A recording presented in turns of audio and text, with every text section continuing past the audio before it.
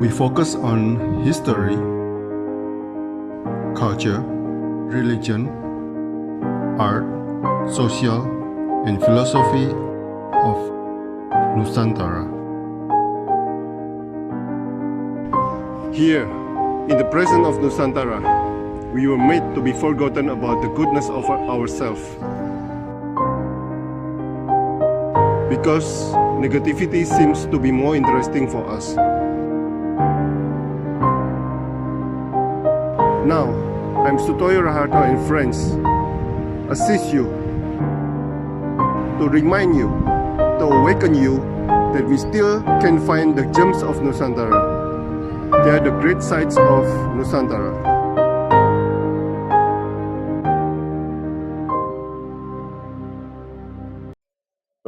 Mangku Alam ini nama apa, Pak? Itu nama pemberian dari kakek saya ya, Pak, di situ. Oh, Saya juga belum tahu, dari kakek saya tahu-tahu memberi nama saya Mangku Alam kepanjangannya. Kalau Ramdannya itu karena saya lahir di bulan puasa, bulan Ramadan, gitu, Pak. Jadilah Ramdhani Mangku Alam. Itu pemberian dari kakek saya. tapi Mangku Alam itu memang ada keraton.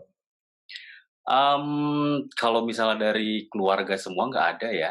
Cuma mungkin kakek saya pas dulu kan memang kakek saya seorang yang ekspedisi kemana-mana juga ya Pak ya, Pak Jadul itu.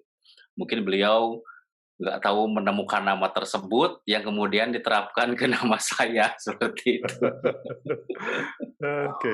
Nah, ini udah berapa lama di Jakarta?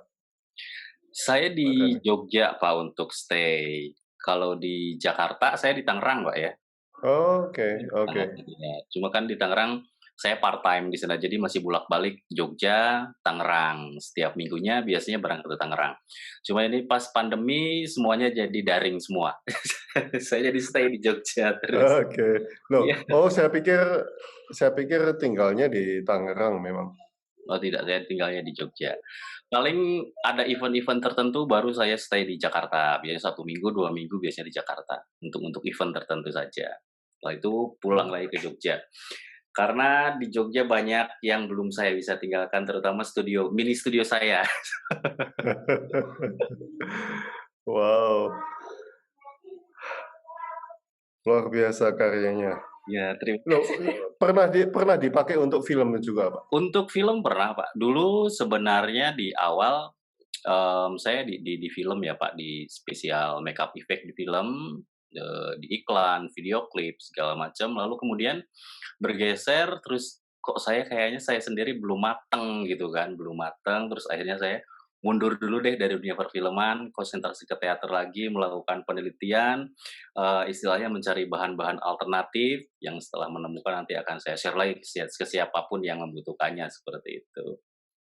Itu dulu saya di film sebenarnya udah lumayan lama ya di film saat itu, terutama di iklan ya, beberapa iklan juga di tahun-tahun sekian saya sempat yang istilahnya yang special makeup effect-nya.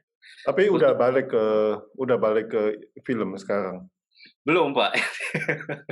Paling lebih banyak ke workshop-nya malah saya memberi materi workshop untuk film, untuk teater, untuk fotografi bahkan situ lebih ke sana. Oke. Loh, Pak Dhani ini jadi apa, Pak? Jurusannya seni apa, Pak? Saya masuk ke Jogja itu di tahun 2001 saya masuk teater, Pak. Di teater di ISI Yogyakarta. Awalnya saya ngambil ilmu keaktoran, pemeranan. Cuma pada saat itu keaktoran ekuivalensi kan Pak ya, ekuivalensi terus keaktoran dihapuskan, terus saya lari ke penulisan teks drama. Nah setelah di penulisan teks drama, ternyata tulisan saya kok aneh katanya gitu kan. Ini tulisannya kok aneh katanya kurang bagus. Waduh, terus pada saat itu salah satu dosen merekomendasikan saya gimana kalau pengen cepat lulus kamu ambil artistik aja seperti itu. Terus akhirnya saya ambil artistik ya. Bersyukur bisa cepat lulus gitu kan. Cepat lulus di tahun segitu 7 tahun lumayan cepat gitu. Wow. Ya, Wow. sebenarnya selain pas saya di keaktoran dan di penulisan juga saya banyak menggeluti di bidang artistik juga ya Pak ya, terutama di kostum dan make up pada saat itu. Nah, akhirnya terus kebetulan masuk kompetensi di minat utama artistik dan saya dalamin terus di sana sampai sekarang. Seperti itu. Wow. Loh, itu berarti pindah jurusan, Pak, ya? Pindah minat utama ya, Pak, ya. Kalau jurusannya tetap teater, cuma di teater kan ada minat utama banyak tuh, Pak. Ada penyutradaraan, keaktoran yang dulu sempat hilang, terus ada penata artistik, ada penulisan naskah drama, seperti itu. Dan di artistik ternyata lebih kompleks di dalamnya. Di dalamnya ada tata rias, tata busana, tata cahaya, tata bunyi, tata panggung bahkan di sana. Wow, wow. Lebih, apa ya, lebih menantang aja, "Wah, ada ini ada ini." Jadi penasarannya makin besar gitu, Pak, di situ. Wow, wow. Oke, saya mulai ya, Pak Dani ya. Ya, baik, Pak. Selamat malam, Pak Ramdhani Mangko Alam, Selamat seorang malam. dosen, Iya, oke, di Jogja. di Jogja, Pak. Oke, Pak Dani, Iya. namanya Dani Brain. Mengapa Brain, Pak? Silakan, Pak.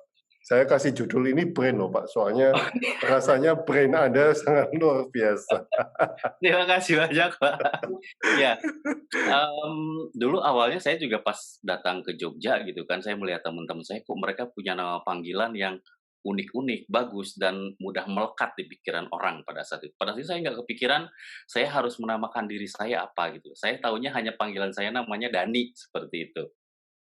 Lalu karena saya sering pada saat itu di tahun 2002, 2003 kalau nggak salah, saya sering membawakan monoplay atau dongeng, dongeng menirukan suara Pinky and the Brain. Pinky and the Brain ini film kartun, ya produksinya Amerika, dan saya sering di pembukaan seni rupa, acara-acara di kampus, membawakan dongeng seperti itu dengan tokoh karakter itu, yang akhirnya penonton memberi nama saya Brain, akhirnya nempel sampai sekarang. Satu kata-kata yang istilahnya yang sangat khas dari Pinky and the Brain seperti ini, Pak. "Bagaimana Pinky? Kita menguasai dunia." Seperti itu. Nah, itu di situ yang paling akhirnya nempel lah nama itu jadi Dani Brain sampai sekarang, seperti itu. Oh, Jadi, wow. awalnya saya pikir, "Kok Dani Brain bagus juga ya?" Ya udah deh nempel aja sampai sekarang gitu kan namanya. Saya nggak kepikiran nama saya akan jadi apa pada saat itu. Oh, saya pikir konsentrasi pada otak, makanya Ya mungkin, ya kan di tokoh Brain itu kan dia seorang yang jenius. Kalau itu, nama dari penonton aja sih, Pak. Kalau jeniusnya saya mungkin ya belum tahu juga sih apa ya. Loh, Pak Dani yang membuat kreasi-kreasi seperti ini di Indonesia banyak, Pak? Di Indonesia sebenarnya banyak sih, Pak, ya, untuk membuat kreasi spesial makeup effect, terus properti, misalnya set panggung. Cuma dari beberapa mereka mungkin juga salah satu halnya, jaringan ya, Pak, ya, di situ. Karena kalau untuk di dunia teater, bagi saya sendiri yang mengalami gitu kan, misalnya ada makeup nih, makeup siapa ya? Ke teman saya aja, si ini, dari teman ke teman, seperti itu. Walaupun banyak ya yang datang gitu, misalnya dari mana produksi film, sempat ada beberapa produksi film ke saya itu juga dari Indonesia juga, yang dia mengajukan bahwa saya menginginkan, special effect yang mirip yang seperti dengan Hollywood, seperti itu. Oh, saya bilang saya bisa, sanggup, bahkan prostetik, cetak, latex, segala macam saya bisa, saya pikir gitu kan. Terus ngobrol-ngobrol, sudah segala macam selesai, mungkin kendala salah satu di budgeting ya, Pak, ya. Di budgeting yang memang untuk sekelas Hollywood, yang itu pun sudah saya istilah menggunakan bahan alternatif yang saya bisa, yang saya punya, tetap di budgeting yang merupakan salah satu masalah yang besar lah ya, pikir saya seperti itu. Yang akhirnya belum jadi, yang akhirnya beberapa bahan yang saya punya, ya saya jadikan untuk eksperimen saya sendiri aja. Setelah eksperimen jadi, biasanya saya catat, saya istilah simpulkan, kemudian ketika ada workshop saya sampaikan ke peserta-peserta, silahkan dicoba. Cuma kadang peserta ini mungkin karena prostetik, proses spesial efek ini sangat rumit ya, Pak, ya. Jadi ketika mereka baru setengah jalan sudah, "Aduh menyerah, aduh seharusnya dilanjutkan aja itu saya yakin pasti bisa, pasti itu ada hasilnya seperti itu. Itu Wow, juga seperti itu. wow.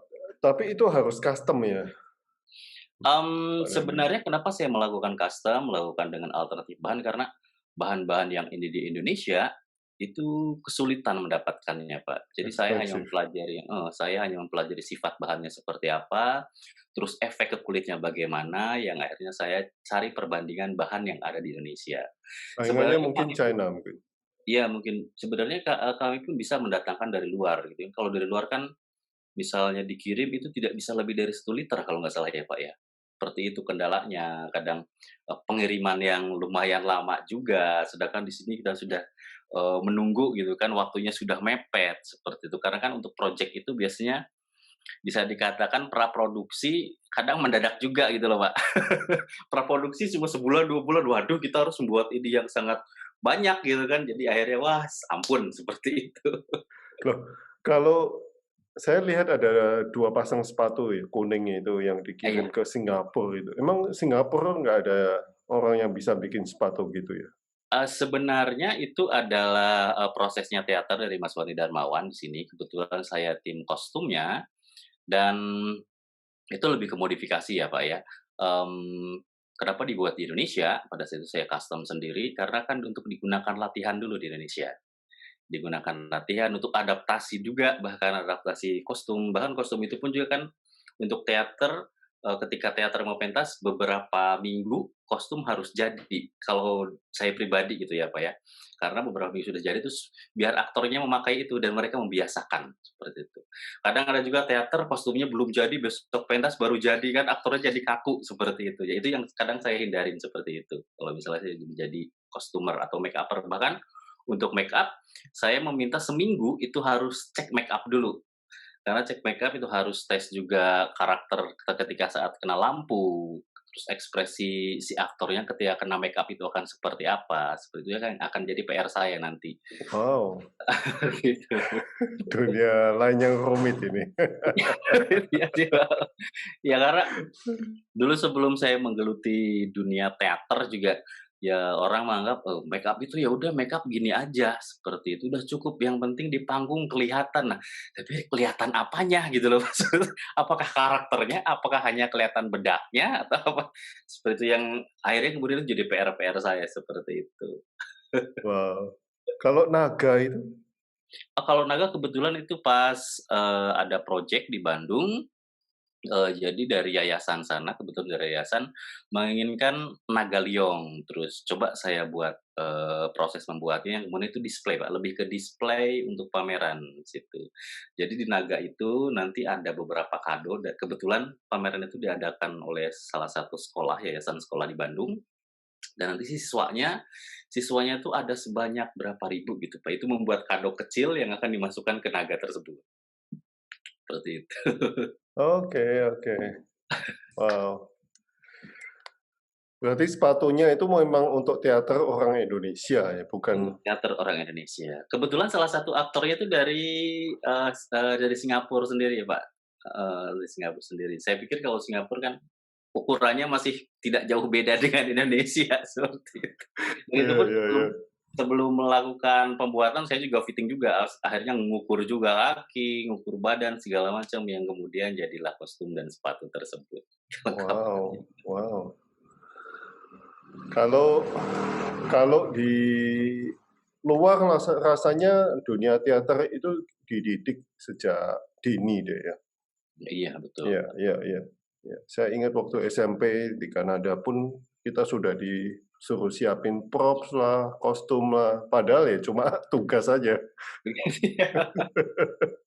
Ini salah satu latihan ya, Pak, ya, latihan untuk menuju ke depannya biasanya seperti itu. Iya, iya, iya, iya. Ini menjadi wah, teringat saya waktu waktu itu. Ya, sering sekali. Mhm. Ya. Tidak ada yang tidak mungkin diwujudkan selama dalam takaran logika. Mas Dani menulis apa yang pernah Anda imajinasikan waktu kecil dan sudah Anda wujudkan. Silakan. Apa ya, Pak, ya, kalau misal imajinasi waktu kecil, itu sangat banyak sekali ya, Pak, ya. Terlalu liar ya? Terlihat ya, waktu kecil itu kadang berpikir, "Wah, ini kalau misalnya saya jadi superhero bisa terbang lah," seperti itulah waktu kecil, seperti itu. Ini kalau misalnya saya punya kekuatan begini, selalu seperti itu waktu kecil. Cuma kenapa saya mengeluarkan kata-kata tidak ada yang tidak mungkin, diwujudkan selama dalam takaran logika, itu karena apa yang saya temukan di beberapa pengalaman saya, apa yang saya temukan, yang saya ciptakan, itu berasal dari pengamatan awalnya. Pengamatan, terus riset dan, oh ternyata seperti ini, pengganti bahan ini adalah ini, dan ini memungkinkan untuk dibuat, seperti itu. Jadi tidak tidak hasil dari hayalan begini-begini, terus diwujudkan. Yang kekhawatiran ketika hanya hasil hasil dari hayalan sendiri yang terlalu tinggi, ekspektasinya jadi nggak jadi gitu loh. Pokoknya oh ternyata ini. Berbeda dengan ketika saya membayangkan, dari logika, dari, "Oh ini nih kayaknya mungkin nih bisa digunakan." Itu ekspektasinya akan selalu sempurna, seperti itu jadinya. Kayak beberapa bahan yang saya buat, salah satu untuk makeup adalah Scar Wax. Scar Wax ini sebenarnya dijual online banyak juga, cuma kalau misalnya kita istilahnya kalau pengiritan ya, Pak, ya, kalau pengiritan gitu kan, apalagi kalau misalnya, apa, siswa-siswa yang private ke saya gitu kan, membeli bahan Scarwax sekecil gini misalnya harganya 60.000, saya bilang, "60.000 itu bisa beli banyak," saya bilang, "buat sendiri aja, ini bahan-bahannya, caranya begini." Dan untuk latihan itu sudah sangat cukup sekali, seperti itu. Itu jadi selama selama saya membuat karya-karya, apapun yang selama itu masuk akal untuk dibuat, itu pasti bisa diwujudkan, seperti itu. Untuk Wow. wujud waktu kecil apa ya, Pak, ya? Saya bingung karena waktu kecil banyak sekali yang diingin karena dulu cita-cita saya waktu kecil ingin menjadi dokter, Pak, sebenarnya. Oke, belum berarti ya? Belum jadi dokter, Kan jangan bisa tipu, pakai molding. bisanya pakai molding. Tapi di teater bisa jadi berperan jadi dokter, Pak. Ya dulu waktu waktu dulu itu karena saya keinginan menjadi dokter, bener-bener jadi dokter, pada saat itu nggak tahu jadi dokter apa gitu, yang penting jadi dokter aja seperti itu. Dari mulai sekolah, SMP, SMA, ambilnya eksak, IPA, terus ikut tes lokal ke university, UMPTN ya pada saat itu, UMPTN, ikut kedokteran, tapi tidak ada yang lolos.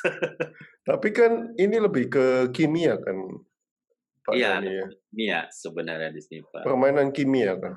kimia, Dan cukup. Anda mempelajari unsur-unsur itu?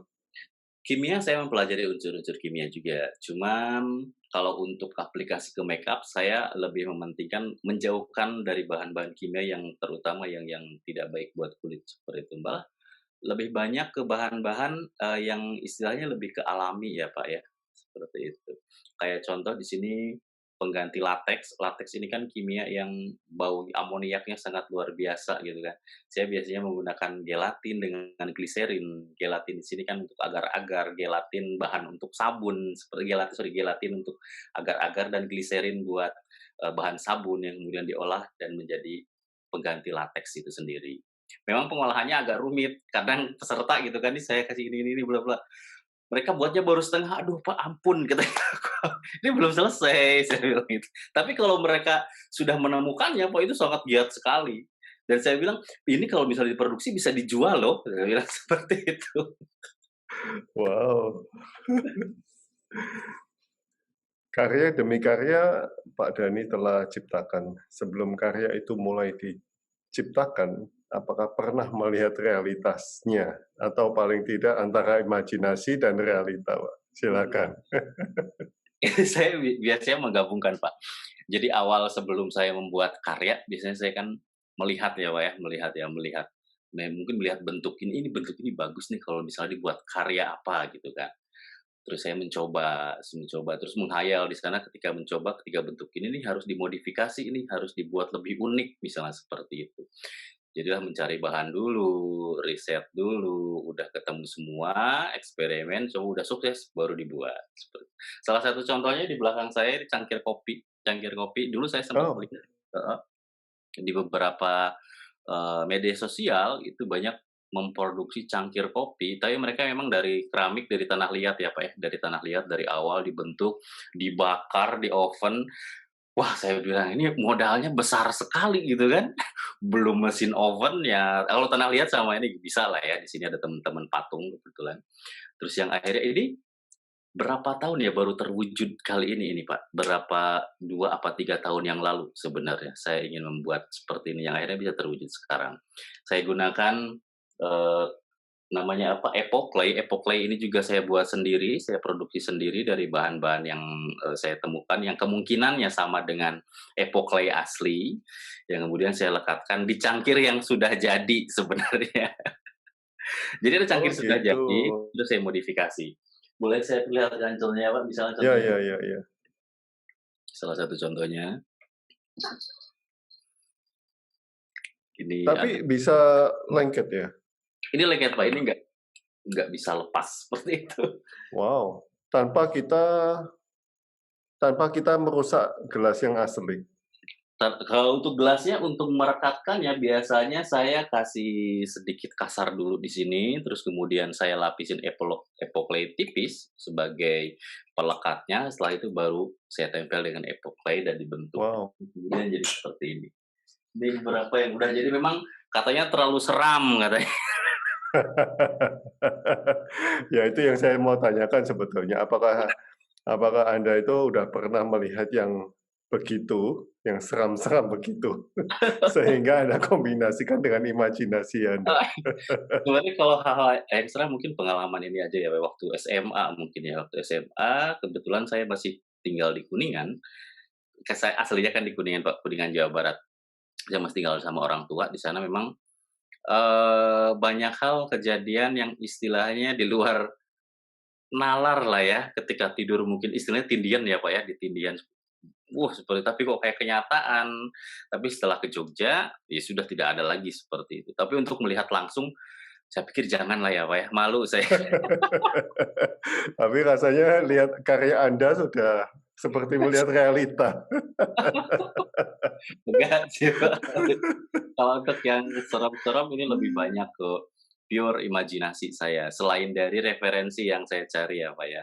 Referensi searching di Google atau di mana, oh referensi kayak gini-gini, yang akhirnya referensi ini hanya dijadikan acuan saja, yang kemudian saya olah lagi, saya modifikasi lagi, sehingga murni itu menjadi karya saya, seperti itu.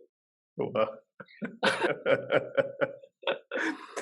Tentu saja banyak masterpiece yang sudah Anda ciptakan, Pak. Apakah ada masterpiece horor yang Anda sendiri rasa takut? Dulu dulu sebenarnya saya sempat membuat boneka, Pak. Boneka itu banyak sekali dari ukuran kecil, itu sebelum gempa ya di tahun 2005, 2005, 2004, 2005. Jadi ada beberapa kelompok boneka-boneka kecil dan itu mirip manusia-manusia, itu banyak yang rencananya itu akan saya pamerkan. Dari ukuran kecil, sedang, sampai seukuran manusia.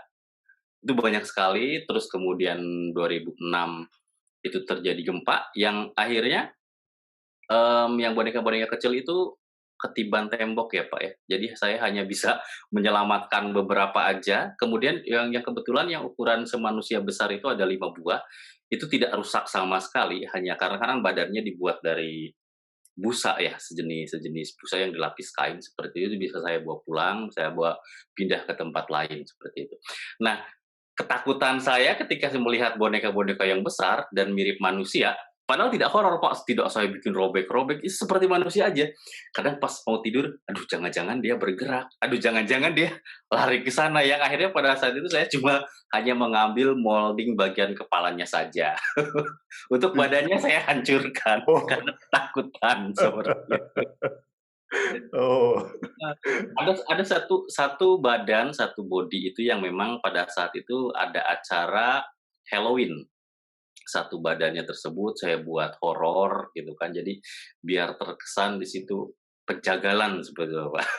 Itu sempat saya display di salah satu nightclub di Jogja, saya display di depan sampai ke dalam dan ketika saya selesai acara itu bagian badannya itu banyak yang hilang, terutama jantung, loh banyak banyak diambil ternyata, padahal itu sudah saya kasih, apa, garis polisi itu loh, Pak, kuning supaya tidak diambil, ternyata tetap aja hilang. Oh. Wow. Mungkin ada yang suka ya buat koleksi di rumah atau buat nakut-nakutin seperti itu. Wah, saya bilang, "Oh ya sudahlah nggak apa-apa." Wow. Nah, kalau di Jogja sendiri banyak, Pak Dani, orang yang seperti Anda ini? Kalau banyak enggak sih ya, Pak, karena ya itu salah satu bermain satu hal yang seram itu, yang tengkorak-tengkorak itu sangat sedikit sekali yang bermain seperti itu gitu loh, Pak. Dan kan mungkin dilihat dari pasar juga ya, Pak, ya, ketika mereka membuat sesuatu yang horor, yang seram ketika mau di-display di sebuah tokonya atau ini, "Laku apa enggak?" Katanya seperti itu. Biasanya kan hanya orang-orang tertentu saja seperti itu. Ada juga beberapa teman yang memang di Jogja yang bergelut seperti ini, cuma tidak tidak seintens yang saya lakukan biasanya seperti itu, dan mereka lebih lari ke hal yang lain yang saya pikir mungkin tujuannya memang lebih ke pasar dulu ya, Pak, ya. Ya walaupun sih itu Lucu-lucu. juga tidak menutup kemungkinan dia juga untuk ke pasar gitu loh, Pak. Seperti itu. Karena kemarin sempat saya sampaikan ke teman saya, kebetulan teman saya juga punya kafe gitu kan.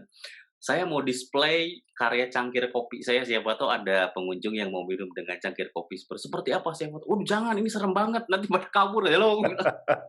Dia minta yang lucu-lucu, "Oh ya udah nanti edisi selanjutnya saya buat yang lucu," saya bilang seperti itu. Kalau manusia bisa mirip, Pak Dani? Bisa, Pak, untuk manusia bisa mirip, cuma memang, rentan waktunya yang saya membutuhkan waktu yang agak lama. Biasanya kalau ini kan saya satu itu bisa sekitar 3 hari, 4 hari itu bisa selesai, 2 hari saya molding biasa, saya dasarnya, 2 3 yang ketiga dan keempat itu finishing. Untuk manusia biasanya untuk mirip, biasanya 1 minggu, itu untuk dasarnya aja, Pak. 1 minggu, detailing-nya setelah 1 minggu, coloring-nya setelah itu. Ya kalau seperti museum-museum yang di Malang segala itu bisa berarti? Bisa, Pak. Oh, oke. Karena Oke. kan salah satu di anatomi ya, Pak, ya, anatomi. Banyak juga, teman-teman saya juga terutama tidak mirip tapi lebih ke karikatur juga ada, ke kartunnya ada juga. Tapi saya selalu berusaha untuk bagaimana cara biar kelihatan realistis seperti itu. Wow, wow. Apakah ada karya besar lagi yang ingin Anda ciptakan?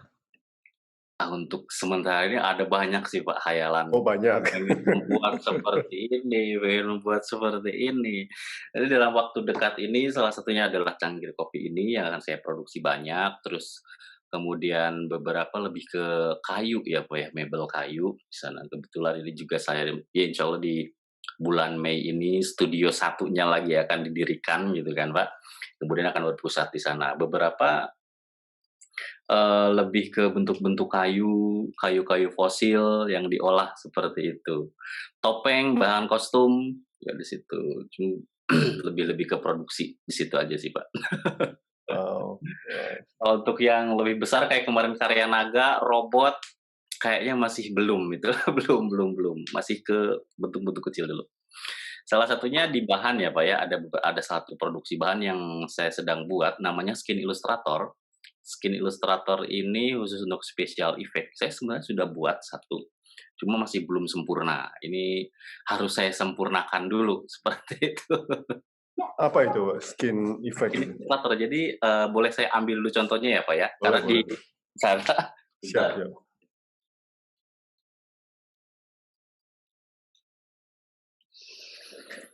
Ini salah satu bahan makeup namanya Skin Illustrator, Pak.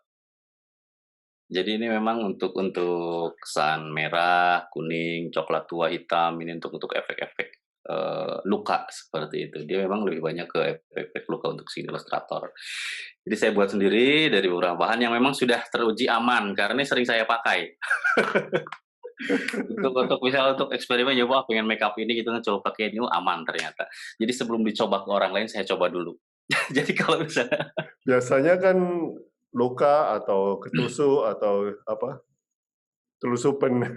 iya kerusukan. Tapi ada nggak yang minta dipercantik dong gitu, ada nggak?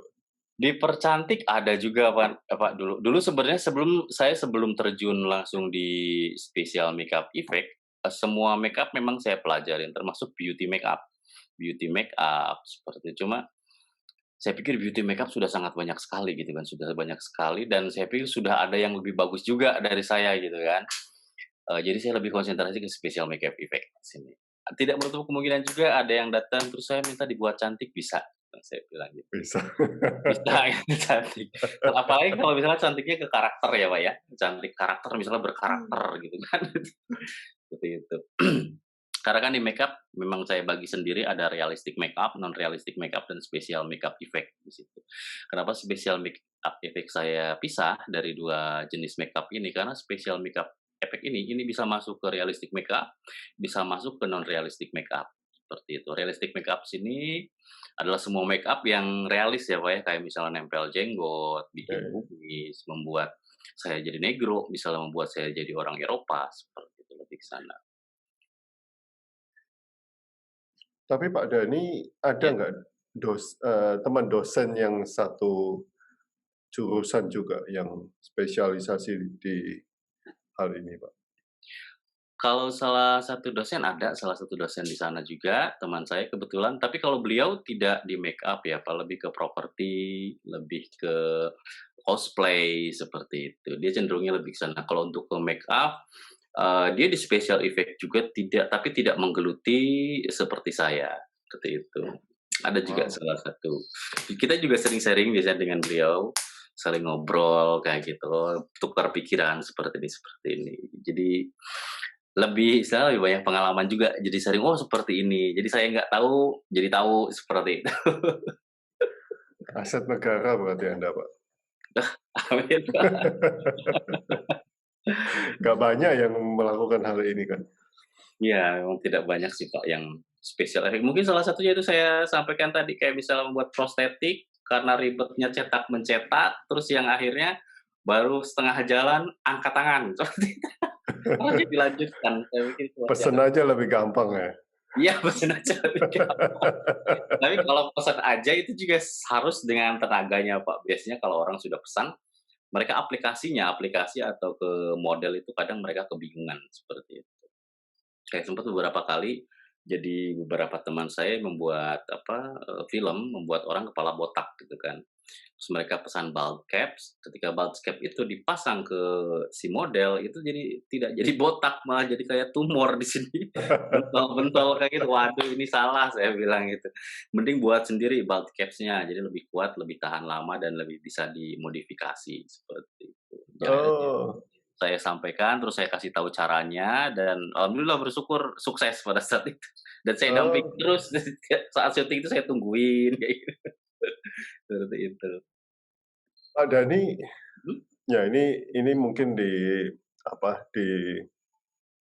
kasus lain. Tapi kalau misalnya narapidana atau siapa lah, pakai topengnya Pak Dhani, keluar airport bisa ketahuan nggak, Pak?